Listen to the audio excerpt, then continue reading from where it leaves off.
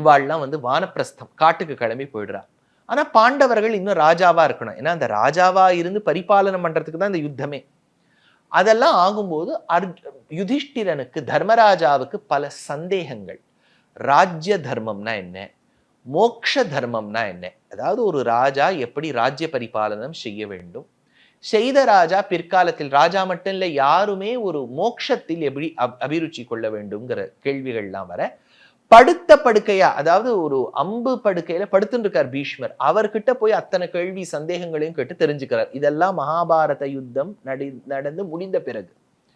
அதுவும் கேட்டு சந்தேகங்கள் பெற்று அவர் விவரணமாக பதில் சொல்லி இன்னும் சில சந்தேகங்கள்.